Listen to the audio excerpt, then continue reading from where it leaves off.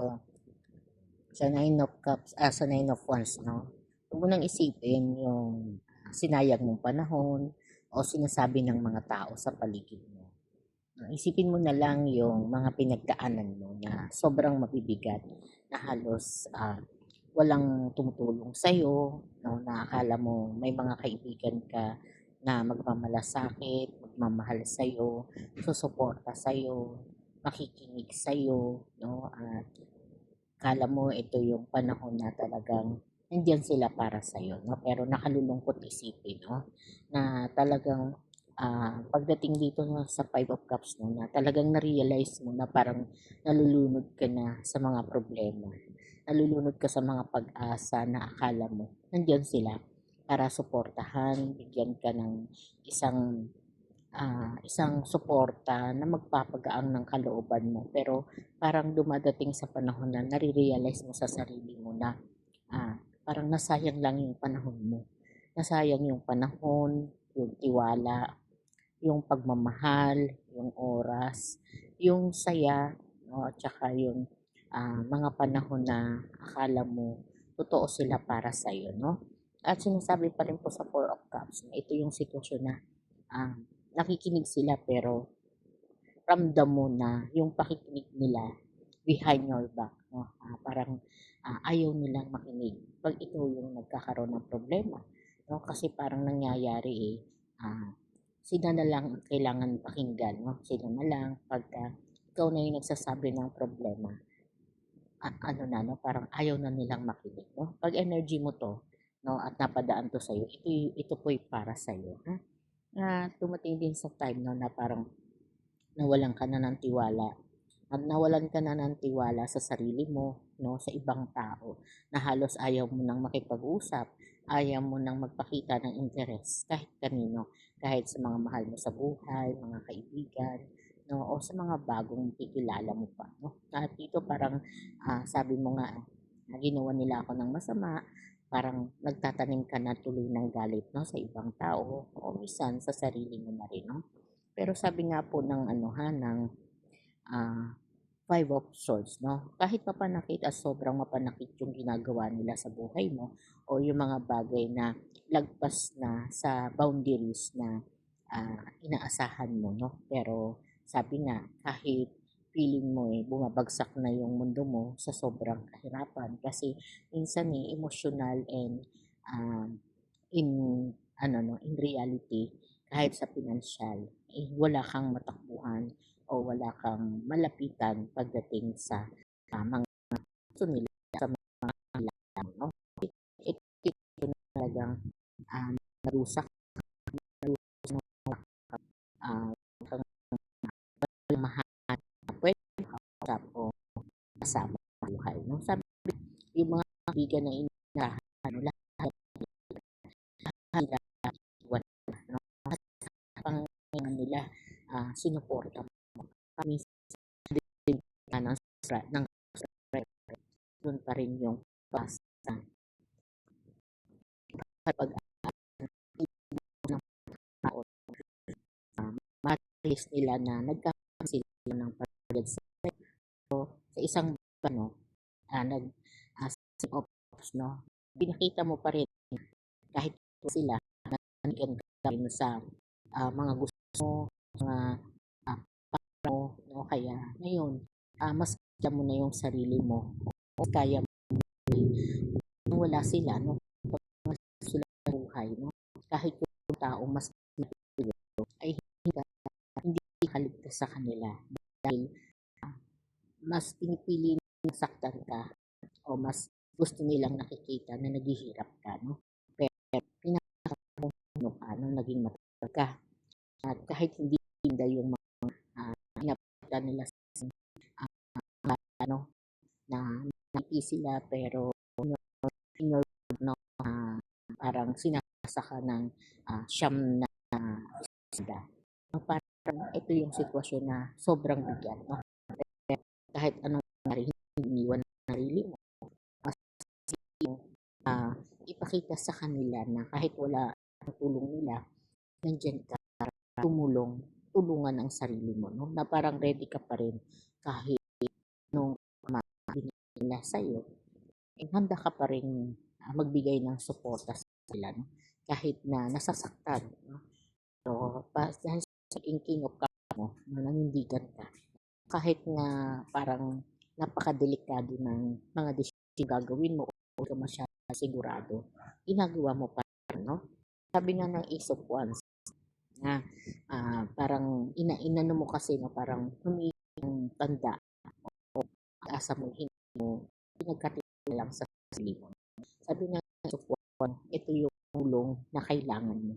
Ito yung tulong na ibibigay ng kambal, no, na talagang hintay nilang dumapo sa kanila para ipahiya sila at magaganap yung buhay mo. Kahit mga pagsubok mo, kahit na hindi na kaya ang mga tagumpay na nagawa sa buhay mo, Diyos pa rin ang nataas sa'yo. Kaya huwag kang matakot, huwag kang sumuko sa sa sitwasyon na alam mo kaya mo magpa-king of cups ka sa panahon mo, no?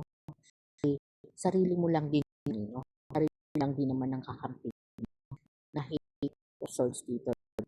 Four of Swords at Four of Cups. Four of Cups kahit na labis-labis yung ginawa pambabawala sa'yo, no?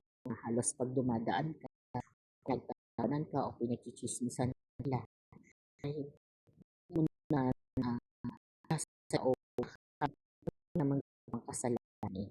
Wala kang ginawang kasalanan. Alam mo sa sarili mo, kahit nasa saan titiis ka, tinatanggap mo yun kasi nagpapakumbabaan mo sila. Kaya,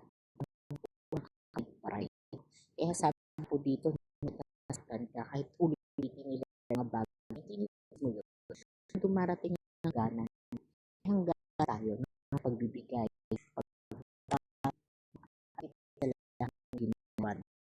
O kaya, naman naging desisyon mo. Naging desisyon mo sa mga nangyari na, no? Sabi nga sa Ace of Wands, no? Nanindigan ka, no? Nanindigan ka bilang person. Nanindigan ka yung mga bagay sa palagay mo makakatulong. No? Kalong, dito pa rin ang research. Sa ka, o tingin nila sa'yo, hindi makakabuti sa'yo. Hindi mo iisipin kasi ikaw pa rin ang mananalo. Mananalo ka pa sa sarili mo. Kumbaga, maibabalik mo yung tiwala, yung edad ng pagkatao mo. Kung silang tanggalin o yung kahihiyan, isin mo yun. Kasi kan, siyempre, nawala ng tiwala sa sarili mo. Sila na yung mananalo sa sarili mo. No? Kaya nandito ang page of books, no? Pinapakita mo rito na nandun mo, parang limot yung bagay na ginawa nila sa'yo. Parang sabi nga tulog sa isang banda na parang kawat ka na kinakalimutan mo yun na pinalalagpas. Kaya ang nagtay para sa'yo, no? Isang napakagandang kapalaran, no? Between ka at saka na talagang dito ay matatapuan ang sayang tanong sa iyong mga pangarap asa na nga tao no, na talagang kahit kahalaga mahal o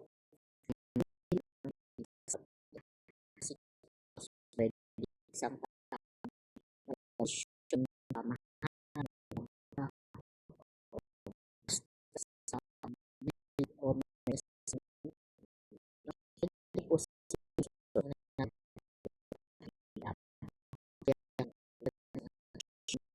bigay ng at dangal tayong palaging gustong sa'yo. Kaya padalhan ng tulong ng Diyos. Itong dalawa na to, itong mag-asawa na tulong.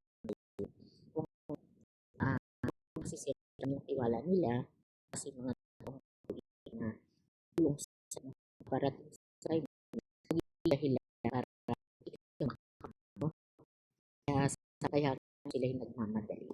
Nagmamadali ang tadhana mo na matulong magdesisyon, no? Kaya tama po ang ginagawa na ano man yung mga nagkamali, kung sila kalimutan, no? Kahit silang patawarin, wala ng tao, pinapatawad mo sila lahat ng mga bagay, pahirap nila sa buhay, no? Yan yung sitwasyon na sabi nga, marunong tumanaw o magbaba sa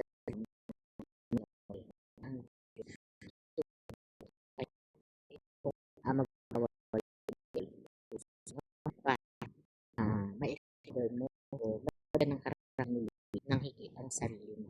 No? Dahil gusto sila ng tao paligid mo, gusto nila.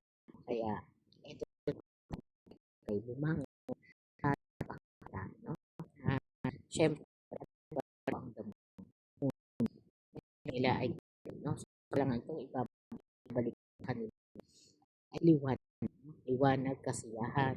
So, sinasabi po dito na tawag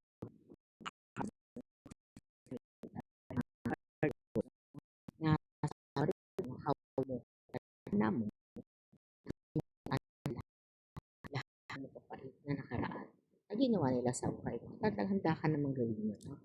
At may lakas ng loob, talino, sapat yun para maipakita mo nila o maipakita mo mismo sa sarili mo no, na kahit anong pagsubok, magliliwanag pa rin. Ang tao ang gustong makita kang ibaon sa lupa ng buhay. No? Parang andito pa rin, lalaban at lalaban ka. Kasi ang the words ko, no, hindi sila pumapayag no, na mawalan ka ng pag-asa o ibaon mo sa limot o sa lupa ang iyong pagkatao. No? Kaya maraming tulong, ha? Maraming ang ilang lumalapit po sa iyo. No? Na sabi nga po dito, no, sa Six of Swords, no, na makakaya mo at makakalimutan mo yan. Ha? Bilang isang king, no, na queen of cup, queen of wands, and king of wands, no, na nagpapakita po, no, na nagpapakita pa rin po, na talagang andyan yung mga tao na pwedeng magbigay pa rin pa sa iyo ng mga pang-suporta, pang-alalay, panimula, no? O liwanag para ikaw ay makapagsimula at mas maging malakay. No? Nakakalimutan mo, no? Sabi nga ng Page of Wands na hindi mo inaasahan ito, ha? Hindi mo inaasahan na may mga tulong o may mga tao magbibigay sa iyo ng lakas ng loob at magtitiwala po sa iyo. Sa The Lovers, no, kasama rin po yan, no, na higit na binibigyan mo po ng atensyon at attraction ang sarili mo sa mga magagandang bagay. No, tulad ng mga pangarap mo na mga binuo sa panahon ng mga pagsubok. No, at talagang kumawala ka doon. At yun yung banda na parang sinasabi nga po dito, no, na kahit anong pinagdadaanan mo sa buhay, nagpapatuloy ka, no? Na hanapin ang katotohanan. Sabi nga, marami ka nang natutunan mula sa past mo. Marami nang natutunan, kaya hinaharap mo naman po ang bagong bukas. No? Ang bagong bukas na magbibigay sa iyo ng isang liwanag na talagang dito ka mag-uumpisa. Mangangarap, magmamahal, no? Buo. No? Sabi nga, kahit anong pagsubok, no? Andito si The Hermit na palaging aalalay sa iyo. Yan yung mga taong labis na nagtiwala sa iyo. No? Kaya ano man ang mga pagsubok na pinagdadaanan mo mula pagkabata, mula sa mga kalagayan mo, sabi nga po, lahat po iyan ay nalalagpasan mo. At may mga success, no? At maipapanalo mo po ang buhay. Kaya laban lang sa mga panahon na ito at tuloy-tuloy lang ang pangarap. Pangarap, mangarap, no? Pangarap, mangarap, lakasan ng loob at gawa ng aksyon. No? At makikita mo ang reality na marami ka na palang na-achieve dahil may mga tao na handang tumulong, handang magmalasakit, handang magbigay sa iyo ng support. Okay po, hanggang dito na lang po.